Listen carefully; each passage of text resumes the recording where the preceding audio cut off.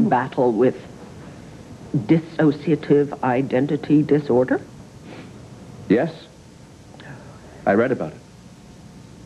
Your forthrightness set an example, Viki. And stories like yours help to destigmatize mental illness. You're so enlightened. Oh, Mayor would be so glad to hear you say that. My mother. So, have we pretty much covered that subject? Not all of it was very widely publicized, you know. But if you didn't know it, I'm sure Dorian told you. I was responsible for my father's death. She didn't.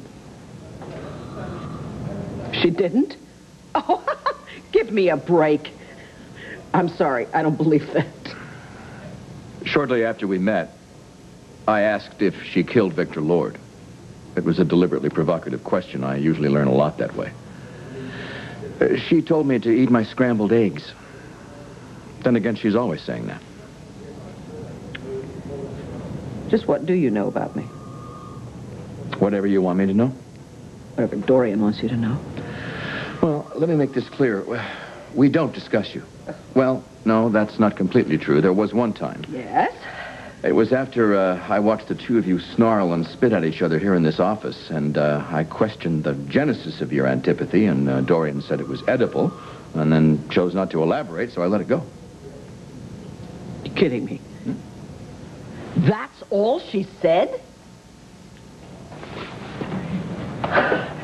Boy, oh boy, she never ceases to amaze me.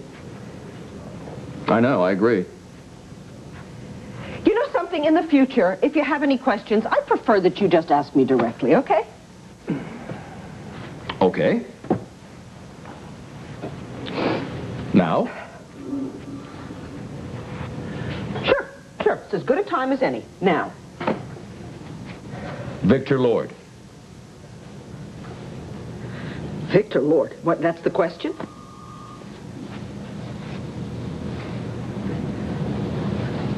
One of my alters, Tori,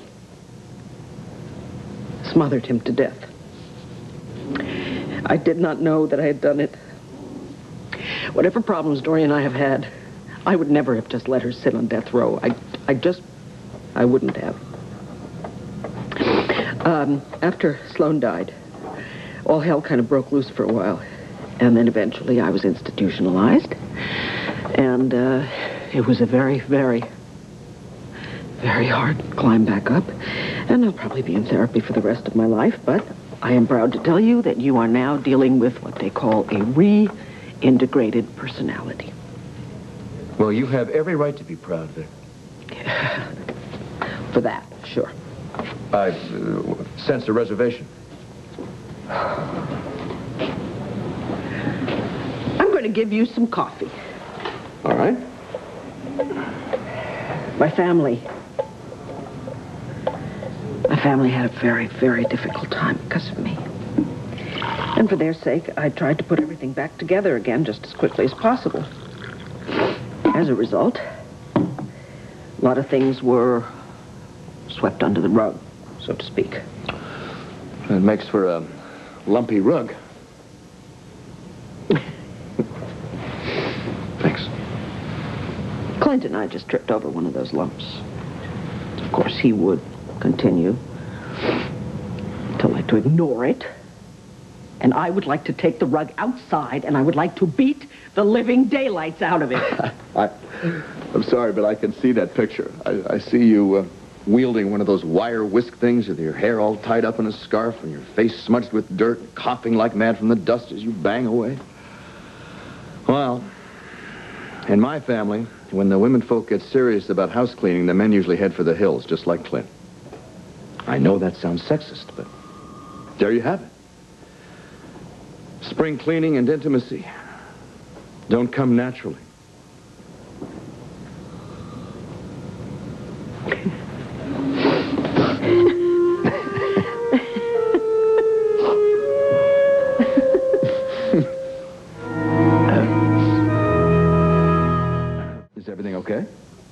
Actually, no. When When you left the house this morning, I went to wake Kelly. And she wasn't in her room. So naturally, I got worried, given her current frame of mind.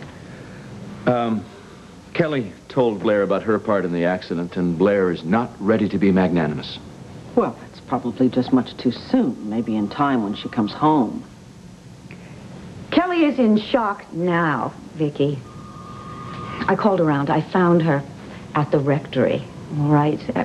But really, Mel, I think she needs a more worldly form of assurance. She thinks you're a demigod. I think if you told her that life was worth living, she would be apt to believe it. Well, I've tried to convince myself of that often enough. At least with Kelly, I can be absolutely sincere. Should I go over to St. James? Andrew said that he was going to bring her home shortly, so if Viki can spare you... I don't make his schedule, Dorian. I just have something to finish up on my computer, and then we'll go. You come with me? I'll be there in a minute. Don't worry.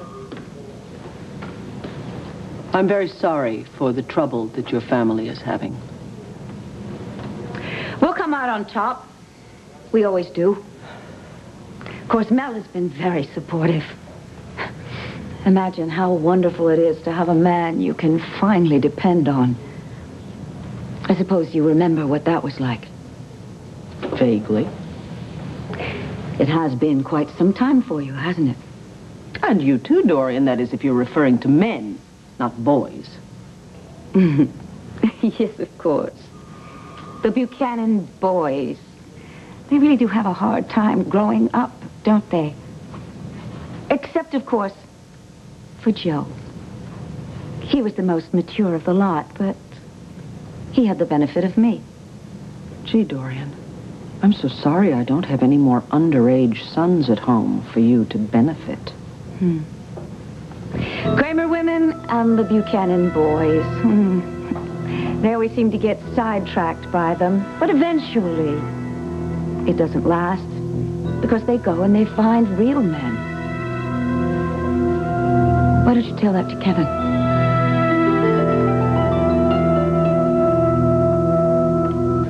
Hello. Well, hello. Speaking of you. Well, here I am. And here I go.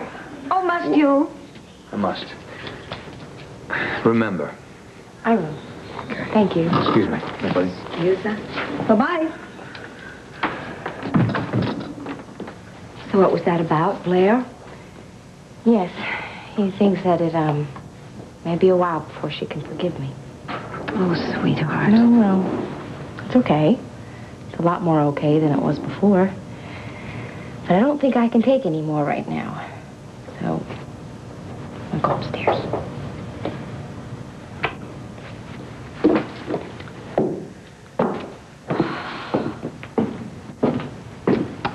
She's made of stronger stuff than you thought. I hope so. Because our family is not going to fall apart. Not now. The sooner Blair forgives her, the better. I'm going to go to Philadelphia. Right this minute? No. No, actually, I'm a bit famished.